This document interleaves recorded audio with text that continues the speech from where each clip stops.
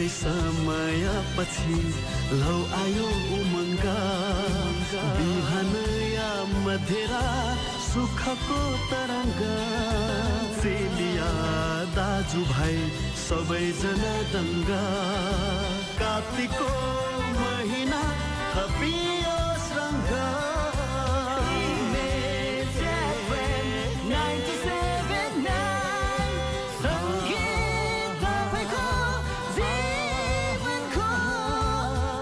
बढौँ मिलेर एकका सँग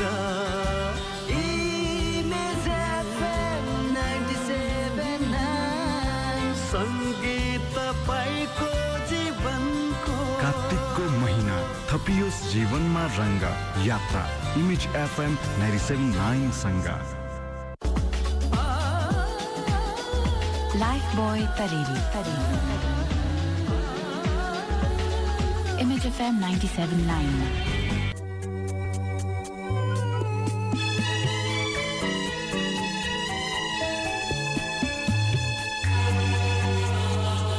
Ha ha ha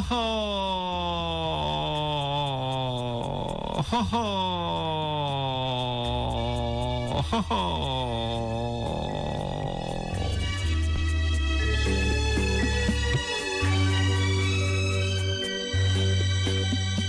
तपाईं हामीसित बडो दुर्भाग्य छ।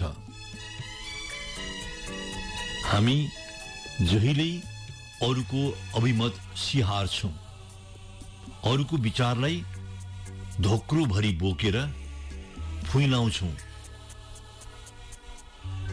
तपाईले सोच्न भ्याउनु भएको छैन, बाहिर पख हिँडिरहँदा, तपाईँ जब हिँड्नुहुन्छ नि, हिँडिरहँदा कसैले तपाईलाई याद गरिराखेका हुन्न, कसैले तपाईलाई तपाईको बारेमा कुरा काटी गर्दा तपाईले प्रमाणीकरण खोज्या मात्रै हो कि तपाई अरूका आँखामा जहिले प्रमाणीकरण खोज्नुहुन्छ,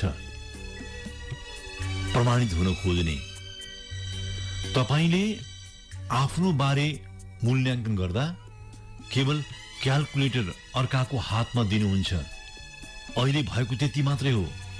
तपाई अरूको हातमा क्याल्कुलेटर थमाउनुहुन्छ अनि आफ्नो मूल्याङ्कन गर्न लाउनुहुन्छ वा आफ्नो मूल्याङ्कन गर्नुहुन्छ।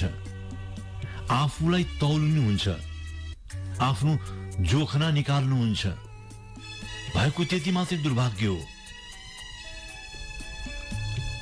संग्लो रूपमा हेरियो भने तपाई त्यत्तिकै सज्जन हुनुहुन्छ जति तपाईको नजरमा अरू छन्।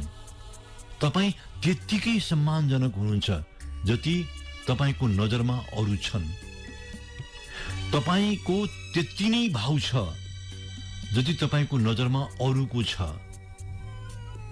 कहाँनिर गडबड भयो भने नि हामीले आफूलाई सज्जन देखेनौं, हामीले आफूलाई सम्मान दिएनौं, हामीले आफूलाई भाव दिएनौं। जहिले दाबी के गर्यो भने फलानुको भाउ छ, फलानु भलादमी छ। आफूलाई बाल नगर्ने हाम्रो मनोरोग नै छ। म त केही पनि होइन, म कोही पनि होइन। जहिले हामी यही मान्यता बोक्छौं, यही मान्यता ओढ्छौं र यही कुल्ला पनि गर्छौं। दुर्भाग्य त्यति मात्रै हो। तपाईमा उठ्ने भोक, तपाईमा उठ्ने तृष्णा, तपाईमा उठ्ने संवेग र तपाईमा उठ्ने संवेदना सबै उस्तै छन्, सबै उही हुन्। त्यसलाई सम्पत्तिको जलप नलगाइदिनुस् त, त्यसलाई शक्तिको जलप नलगाइदिनुस् त।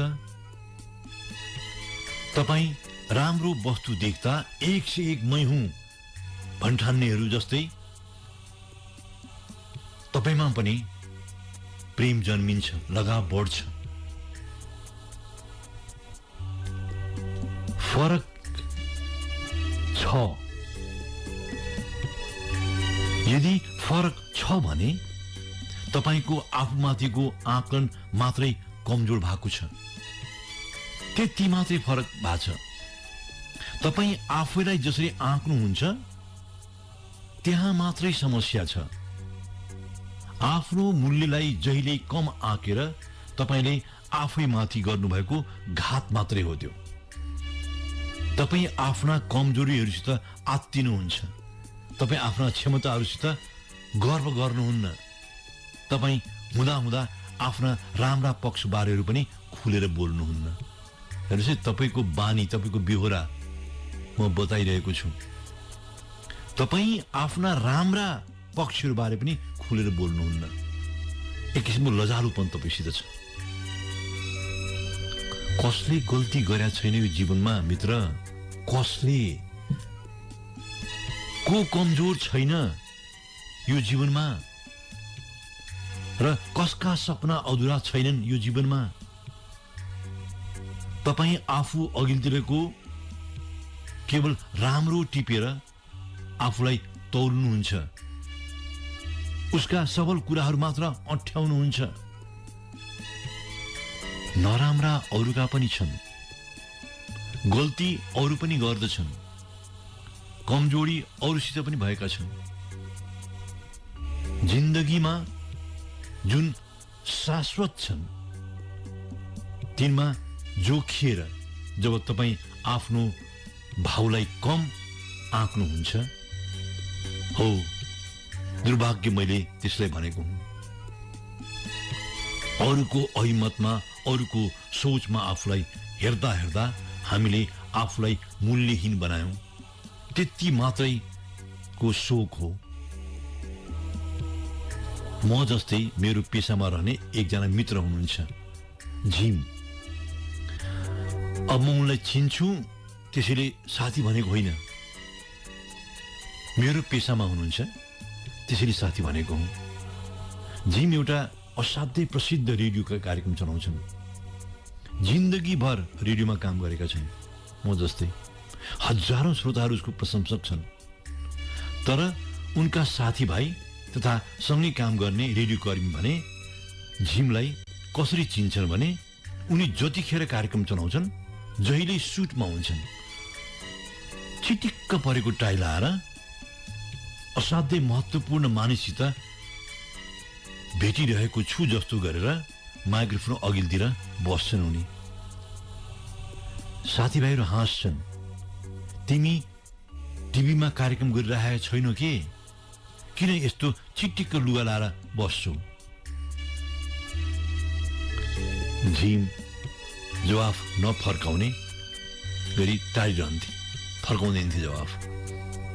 एक दिनको कुरा हो, रेडियोको प्रस्तुताको रूपमा उनको ख्याति धेरै बढेपछि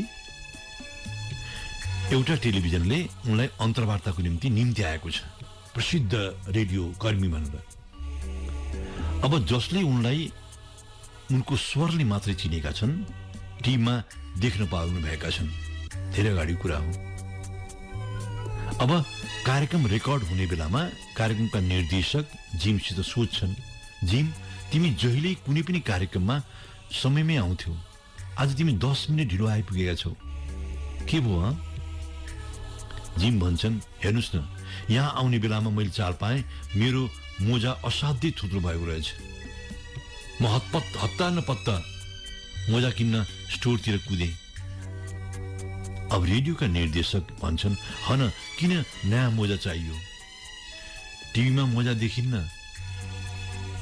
त्यसमाथि हामी कम्मर माथिको मात्रै सुटिङ गरिरहेका छौँ।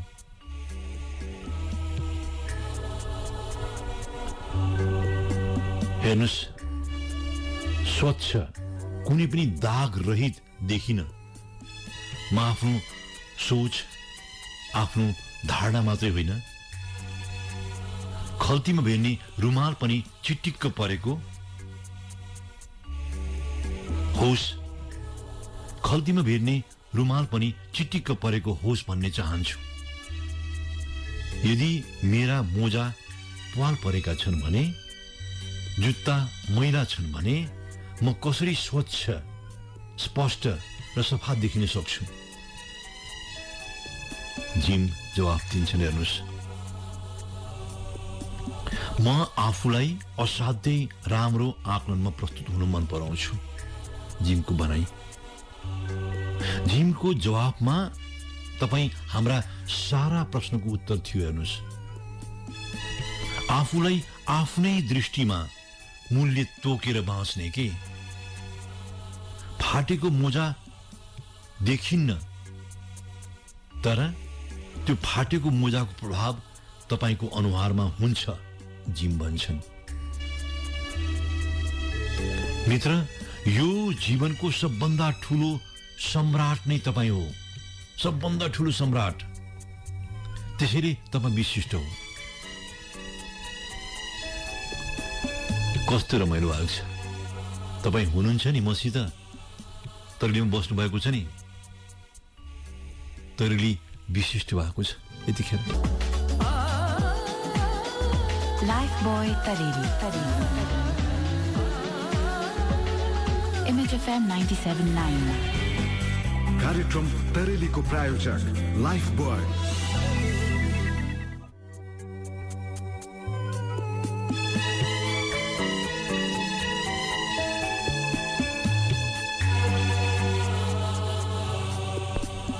तपाईंसितको सबभन्दा ठूलो बाधा के हो भने तपाईं आफूलाई कहिल्यै 100% लगाउनुहुन्न।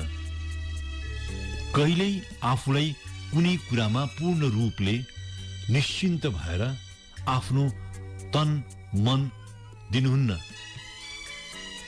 तन मन धनमा धन मैले जानी नभनेको हुँ, किनकि धनमा तपाईं आफूलाई कंगाले घोषणा गर्न मन पराउनुहुन्छ। मैले तपाईलाई तोकेर भनेकै होइन, मैले केवल धन कोसित हुन्छ भने। देखिएको के छ भने ध्यान पनि तपाईं 100% दिनुहुन्न। मनको कुरा गरे मन तन धन, तन मन धन। लगाव 100% देखाउनुहुन्न। चाहना पनि 100% दिनुहुन्न। तपाईको यो अवस्था खोल्च्याङको अवस्था हो। मैले धेरैलाई भनेको सुनेको छु र सायद तपाईँ पनि त्यसमा पर्नुहुन्छ होला। म मध्यम खाले मान्छे हुँ, प्राय त्यसो भन्छन् कि म मध्यम खाले ठिकठिकै मान्छे हुँ। म मध्यम खालको के, धेरै पनि होइन थोरै पनि होइन, ठिकठिकै। जहिल्यै ठिकठिकैको सोच बोकेर हिँड्ने मानिसहरू बीच तपाईँ पनि हुनुहुन्छ होला। ठिकठिकै भन्ने मान्छेहरूको एउटा स्वभाव असाध्यै चिनिने हुन्छ। ती जे कुरामा पनि कन्जुस हुन्छन्। कन्जुस बुझ्नुहुन्छ नि? कहिल्यै जे कुरामा पनि हस्किने। हामीले धन सम्पत्तिमा कन्जुस सुन्यौं, पैसा तिर्ने कुरामा कन्जुस सुन्यौं, तर मैले यहाँ जोडेको सोचको कन्जुस है कि कुनै काम अरायो भने अलिकति गरिदिए जस्तो मात्रै गरिदिने। तपाईले कसैलाई अराउनु पनि काम गरिदिया हुन्छ, तर पूर्ण रूपमा नगर्ने कि। कुनै जिम्मेदारी दियो भने पनि आधा मात्रै गर्ने। तिनलाई तपाईँ बाटोमा छ्यापछ्याप्ती भेट्नुहुन्छ, जताततै भेट्नुहुन्छ तिनीलाई तपाईँ। त्यस्ता मान्छेहरू ती हाँस्दा पनि खुलेर हाँस्दैनन्। मुस्कुराउन भन्यो भने कनेर मुस्कुराउँछन्। जीवनधर्मीहरू यस्ता ठिकठिकै मानिसहरूलाई पहिचान्छन्, चिन्दछन् र तिनलाई भन्छन् यिनको कन्जुस्याइले यिनलाई जहिले जीवनले दिन कन्जुस्याइ गरेको हुन्छ। जीवनले पनि दिने कुरामा कन्जुस्याइ गर्छ कि।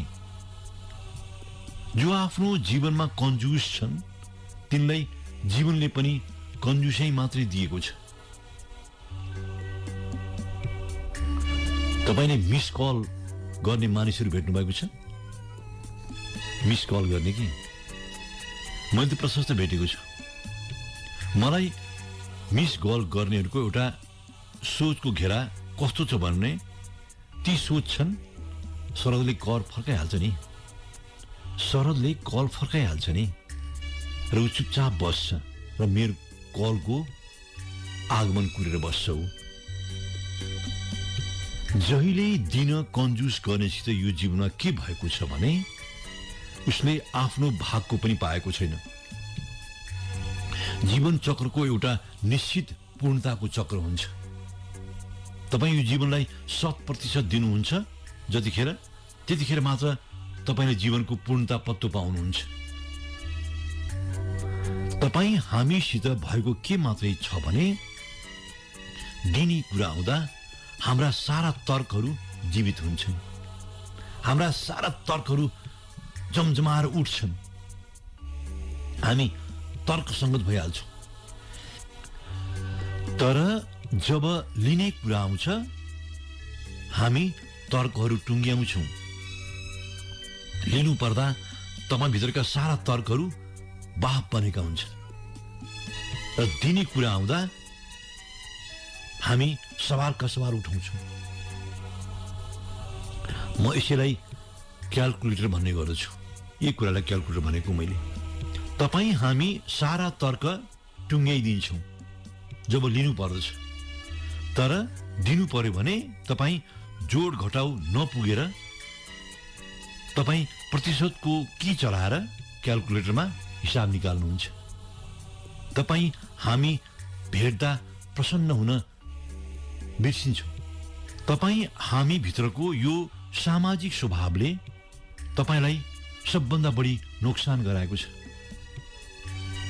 तपाईँ मुस्कुराउन बिर्सिनु भएको छ।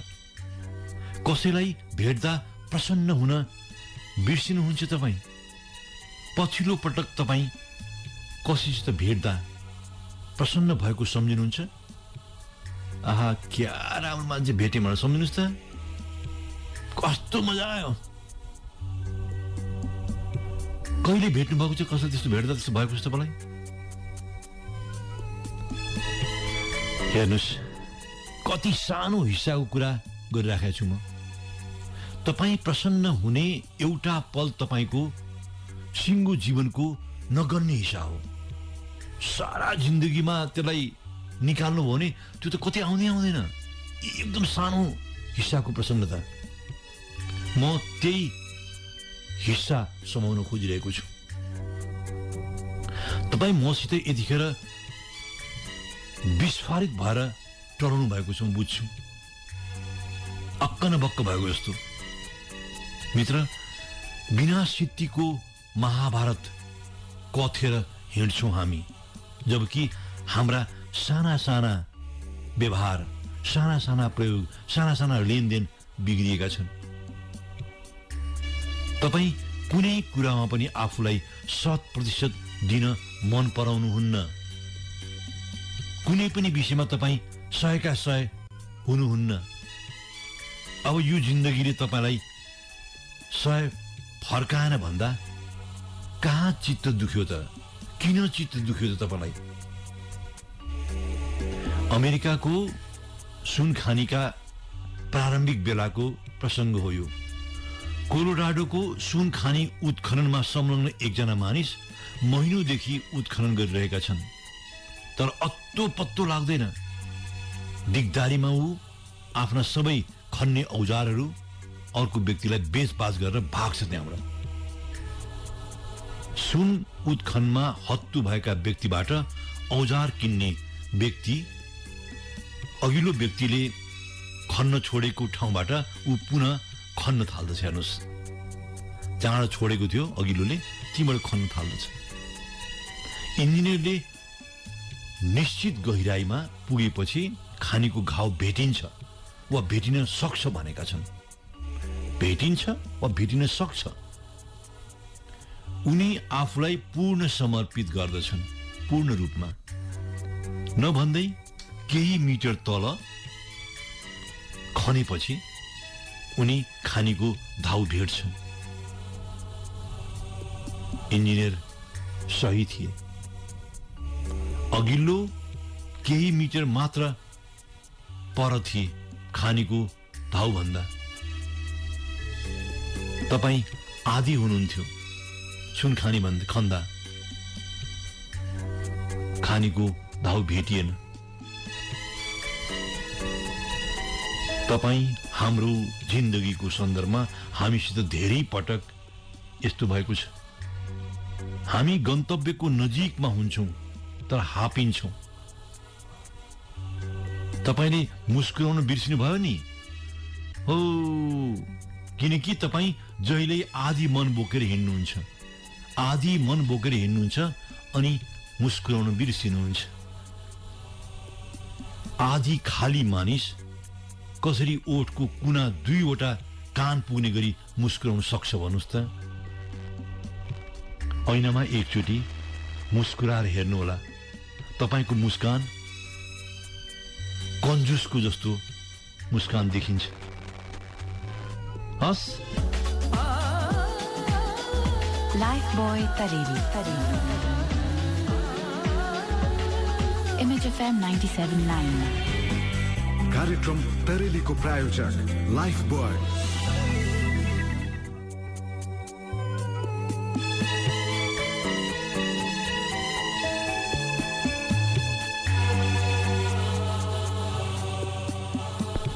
तपाईं हामी बीच यो तथ्य स्थापित छ, केवल हामी त्यसलाई सार्वजनिक रूपमा स्वीकार्न सकिरहेका हुँदैनौं।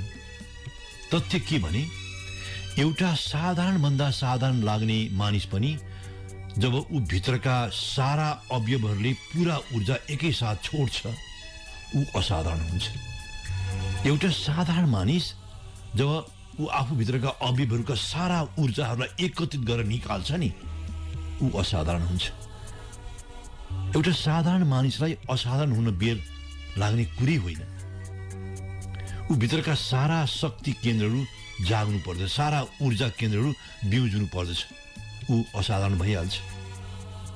चीनमा विकसित अक्युपङ्क्चर विधिका मसिना विधिहरू बारेलाई सूक्ष्म अध्ययन गर्दा चीनमा हजारौं वर्षदेखि मानिसहरू शरीरका ऊर्जा धमिनीहरूमा अक्युपङ्क्चरिस्टहरूले काम गरेको फेला पार्दछन्।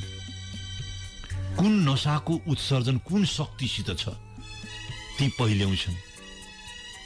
सारा ऊर्जालाई एउटा बिन्दुमा अड्याउने लेजर विधिसित पनि यसलाई धेरै सन्दर्भमा जोडिन्छ। यो जिन्दगीमा तपाईले फूलको चक्रलाई मात्रै फेरो समाउनु भयो। तपाईको महानता केही मिटर मात्रै टाढा भएको फेला पर्दछ। फूलको चक्रमा देखिन्छ। यसलाई वनस्पति शास्त्री भन्दा पनि मनोवैज्ञानिकहरू सरल रूपमा यसलाई व्याख्या गर्दछ। फूलहरू असाध्यै छोटो जीवन चक्रमा यो पृथ्वीमा रहन्छन्। तपाईले पनि देख्नु भएको छ। तर त्यो छोटो चक्रमा फूलहरूले एउटा अचम्मको सिकाइ दिन्छ यो प्रकृतिलाई। फूलहरू फुल्दा उसले आफ्ना अवयवका सारा ऊर्जाहरूलाई एकत्रित गराउँछ र ऊ फक्रक्क हुन्छ। तपाई हामीलाई पनि थाहा छ फूलको जीवन चक्र असाध्यै छोटो छ। तर हामी फूलको बोट रोप्न रोकिन्नौ, गोडमेल गर्न रोकिन्नौ, फूल दिन बाधा गर्दैनौ। हामीले राम्रो थाहा छ फूल जीवनका महान रहस्यहरू आफ्नो सानो जीवन चक्रमा लुकाई बस्छ। बाहिर ढकमक्क फुलेका गोदावरी हेरी बस्नुस् त, अनि त्यो मखमली फूल तपाईका सारा पीडादायी भावहरू बाफ बनेर उड्न थाल्छन्। तपाई कारण र तर्क खोज्नुतिर लाग्नुहुन्न।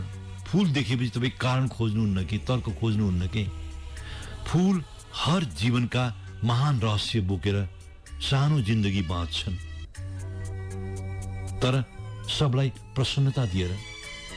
तपाई साधारण मानिस जतिखेर आफूभित्रको सारा ऊर्जालाई एक ठाउँमा ल्याएर फुलाउने कोसिस गर्नुहुन्छ तपाईभित्र असाधारणपन देखिन थाल्दछ।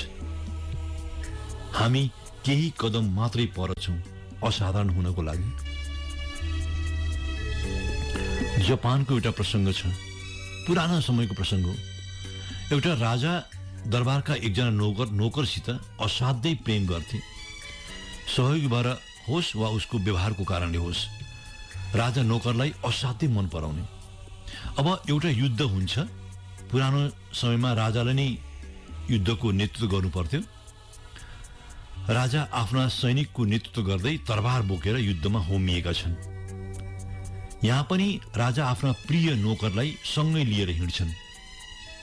नोकर दर्जाको भए पनि उनले साथी जस्तै माया पाएका छन्। नोकर पनि राजाको प्रेम र साथ पाएपछि ज्ञानी भएको छ। तर फसाद त्यति बेला जन्मियो जब राजाकी पत्नी रानी नोकरलाई मन पराउन थाल्छिन्। हेर्नुहोस्, बडा रमाइलो प्रसङ्ग छ। रानी नोकरप्रति मोहित भएकी छिन्। यो कुरा राजाले पनि पत्तो पाउँछ। राजा आहत भए, दुख्यो उनलाई। म्यानबाट तरबार झिकेर सोझै गर्दन छिनाल्न पनि सक्थ्यो उनी। आखिर राजा थिए, कसैले केही भन्न पनि पाउँदैनथे। तर राजा अघितिर समस्या उब्जियो। उनले नोकरलाई साथी जस्तै प्रेम गरेका थिए, असाध्यै माया गरेका मानिस पर्थे उनी। त्यसैले राजा सोच्छन् नोकर साथीलाई एउटा मौका दिनु पर्दो छ, त्यसै उनको टाउको छिनाउनुहुन्न। अब राजा ठरिए नि, जे पनि गर्न सक्थ्यो। उनलाई एउटा तरबार दिँदै भन्छन्, लु यो तरबार, म आफ्नो तरबार लिन्छु, हामी दुवै भिडौँ। अब त्यसै छोड्ने कुरा पनि थिएन। भिड्दा जो जित्छ रानी उसकै, हार्ने त्यसै पनि सिद्धिन्छ। अब जिते रानी पनि उसकै, राज्य पनि उसकै। ती मेरो साथी भन्दा पनि प्रिय रह्यो, एउटा मौका दिनु जरुरी लाग्यो मलाई। हेर्नुहोस्, राजाले भनेका छन् ती नोकरलाई तरबार दिँदै। अब राजाको नोकर जसलाई रानीले मन पराएकी छिन् भन्छ, महाराज यो त अर्थै नभएको कुरा भयो नि। लड्ने भिड्ने कुरा त अर्थै भएन नि यो त, किनकि मैले जिन्दगीमा कहिले तरबार समाएकै छुइनँ। तरबार कसरी समाउनु पर्छ मेरो ज्ञानमै छैन। यो त नाउँ मात्रकै युद्ध हुने भयो नि, फोस्रो युद्ध के। यसमा त प्रशंसा तपाईँलाई मात्रै मिल्ने भयो, ज्यान चाहिँ मेरो जाने भयो, किनकि म तरबार चलाउनै जान्दिनँ।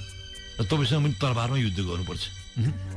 बरु त्यस्तो लाग्छ भने तपाईँ आफ्नो तरबारले मेरो गर्दन छपक्कै छिनालिदिनुहोस्, सकियो। न जित न हार न लडाई। राजाको मर्यादा, राजा हुनु पनि रहने। राजा सानैदेखि तरबार चलाउन प्रशिक्षित हुन्छन्।